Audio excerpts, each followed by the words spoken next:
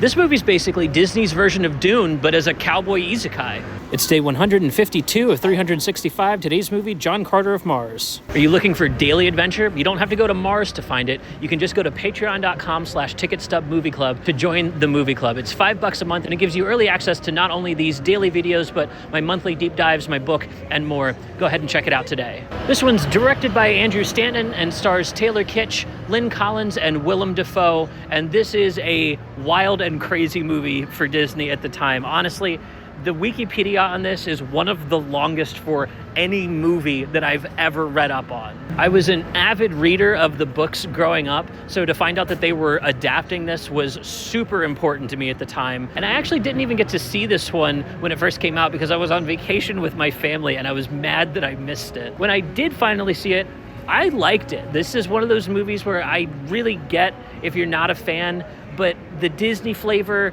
might be enough to keep people away. Again, understandable. I dug it. This is weird stuff. This is stuff that inspired Star Wars. This is the kind of stuff that Dune was like trying to talk about within its own genre. And so to see that Disney was adapting this a la Pirates of the Caribbean, applying that like giant blockbuster formula, it was a big swing and it's gained a cult following since then. A lot of people would go for a second movie, including all the cast and crew. They're ready to make one. The books only get weirder from here though, so I'm really curious if that ever happens or if this just gets adapted by someone else. It is in public domain, so technically you and I could make a John Carter movie if we wanted to. I was shocked at how weird it was. I'd actually forgotten how weird. Like, the author of the books in real life is a character in the movie played by Daryl Sabara. Bryan Cranston is in this movie for like 2 scenes and he has so much hair. Even those things are just weird on their own and they pale in comparison to the amount of weird they packed into this movie.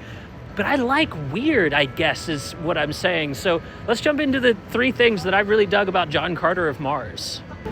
The first thing that I want to compliment about this movie is its effects work. It holds up surprisingly well from 2012, and it should for that $300 million price tag. Actually, the movie was probably costing closer to $700 million all said and done based on the research that I did, but we'll just say $300 million and give them the compliment anyways.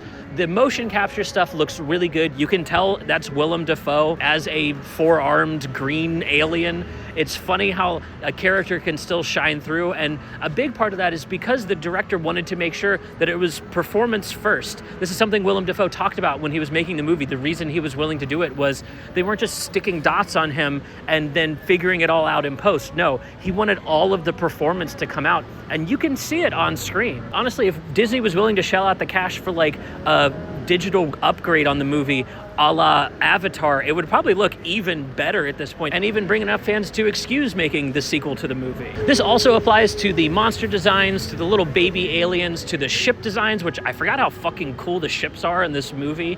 They're weird and they're different, and I love that it's trying so hard not to be Star Wars because Star Wars aped so much from this series. Like, I love that they went out of their way to be like, no, this is not your dad's sci-fi. We're doing something new and weird and kind of Avatar-like and different with it. I like that inspiration. It's a good placeholder at this time, 3 years after Avatar. We just talked about one of Sam Worthington's movies, so like this is big in the zeitgeist, and they were kind of keying in on how to make this modern for modern audiences, but still adapting faithfully something that was written in the early 1900s. The second thing that I dug about this movie, especially on the 2025 rewatch, is the attempt to parallel the story of Native people in America against the green Martians on Mars. Now, this is sci-fi coming from Disney, so like this isn't handled as cleanly or as well as the metaphor definitely deserves to be handled. But the fact that that was on their mind, that it's something that they wanted to highlight within the movie, and specifically that it's the thing that turns around John Carter himself. Once he's introduced to the Martians, he becomes allied to them as he sees that they're the ones that are being hurt the most within this story. Now, you can take that and then apply that to what was actually happening in America at the time that they highlight in the first 20 minutes of the movie. And you can see that the movie's interested in trying to say that, like, hey, actually, the white man's civil war that was happening really didn't have a lot to do with the Native Americans, and that they were being hurt by this regardless of who wins, who was more morally correct. Again, I don't want to say that this is a perfect metaphor, and like this is definitely not exactly the right place to do something like this. I think if anyone but Disney had been handling it and had centered in on that, this could have been an even better movie for it. But there's an attempt here within a giant $300 million movie that isn't absolutely tone deaf, and that I dig. The third and final thing that I dig about this movie are the parallels to Dune. Now, I said this at the top, and maybe that's why you stuck around this long, so let me explain what I'm talking about here. I'm not saying that John Carter of Mars inspired Dune. Its place within the sci-fi genre, and specifically this like white saviorism storytelling, is what inspired Dune, though. There are lots of stories like this around in sci-fi from the early 1900s, even up into the 1950s when Dune was written. C.S. Lewis wrote his own going to Mars white savior story called From the Silent Planet. That's basically a John Carter ripoff, but with God placed into it instead. It is the Chronicles of Narnia Dune that you never knew you needed, in case you've never read it. And there's 3 of those books, and they get progressively weirder as well. Sci-fi from before we went to the moon is wild to read, and almost always worth the 300 or so pages that they threw into it.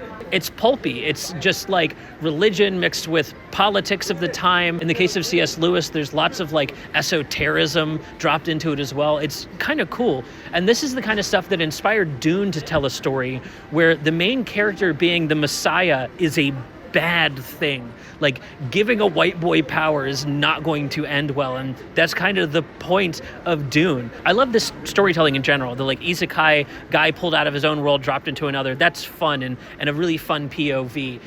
John Carter itself, the movie, is taking its time to at least like move towards the Dune end of things, and Dune is obviously all the way there. Also, important to point out, both of these movies suffered like massive delays and technical difficulties in getting off the ground.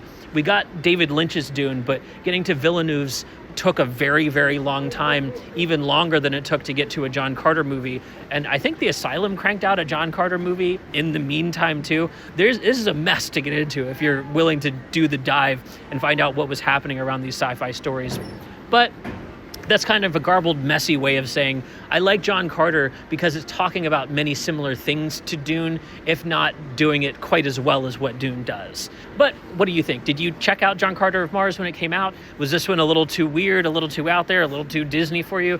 I would get it if that were the case. Up next on the show, we're doing an action rom-com with Chris Pine and Tom Hardy. We're talking This Means War next, and as always, I'll see you tomorrow.